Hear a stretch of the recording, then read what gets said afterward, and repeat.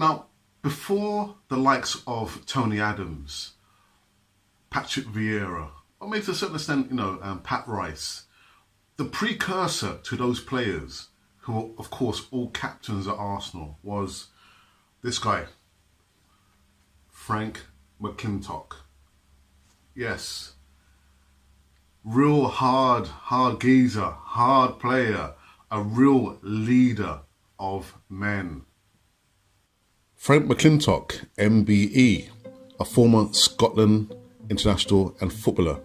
He began his career in Scottish junior football with Shawfield before earning a professional English First Division club at the time, the Leicester City, in December 1965. He played in 2 FA Cup final defeats before he was sold to Arsenal for a record at the time for 80,000 in October 1964.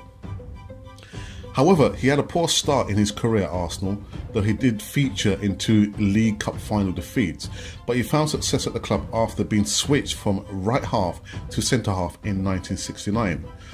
He was appointed as captain, who led the first European trophy in the Inter-City Fairs Cup in 1970. The following season, in 1970-71, he captained Arsenal to the double as they won the league and FA Cup. He was sold then, after a few years, in 1973, to Queen's Park Rangers in June for a fee of 25,000 and helped the club to finish at First Division runners-up in 1975-76 season. Oh, look, just a few years ago, before he announced his retirement in 1977. In 1964, let's go back just a few steps. McLintock was signed again by Arsenal for a club record 80,000. He endured a poor debut at Highbury, mishitting a back pass to allow Nottingham Forest John Barnwell, who actually, ironically enough, had been sold by Arsenal to finance McLintock's transfer, to score an easy goal.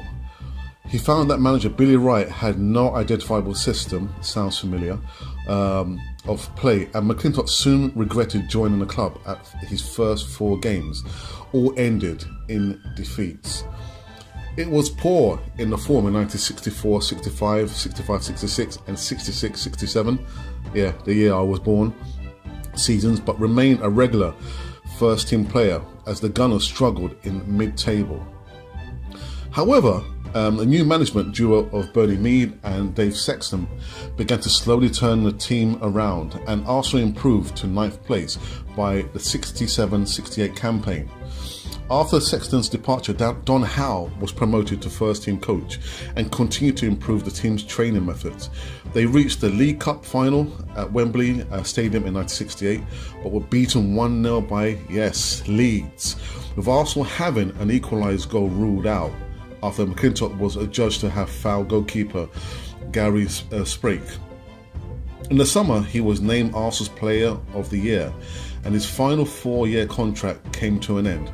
He was appointed as team captain in 1968-69 season, taking over from Terry Neal, and signed a new 4-year contract. For the second successive season, Arsenal reached the League Cup final as his opponent Swindon Town were from the 3rd Division. McLintock expected that he would finally secure a trophy on his 4th visit to Wembley. However, Swindon won 3-1 after extra time, and McLintock blamed an influenza outbreak that affected him and 5 other first team players on the day, and also blamed the Horse of the Year show for ruining the pitch. Oh, terrible. The disappointment did not detract from their league form, however, and they secured a place in the Interfairs Cup with a 4th place finish. He started in 1969-70 season at centre half after initially filling in at the position for an injured Peter Simpson towards the end of the previous campaign. This in turn allowed George Graham to move back and play at centre half. McLintock and Simpson formed a highly effective centre-back partnership and soon mastered the offside trap. That also sounds familiar too, but we'll talk about that at a later podcast. In Europe, he missed the first 2 rounds due to injury before returning to starting 11 for victories over Rouen in France, FC Bacau, Romania and Ajax, Netherlands, to reach the final against Belgium club Anderlecht. However, Arsenal lost 3-1 in the first leg at Constant Van den Stock Stadium, and as Anderlecht outplayed them. They turned the tie around at Highbury though and won the game 3-0 and 4-3 to secure the club's first major trophy in 17 years. And so he captained Arsenal to the double 1970-71 season in what was only the fourth time the feat had been accomplished in the history of Football League. Aside from 5-0 defeat to Stoke City, Arsenal built their success on a solid defence and claimed 10 1-0 victories during the campaign. And I imagine 1-0 to Arsenal will ring very, very true. So there you have it.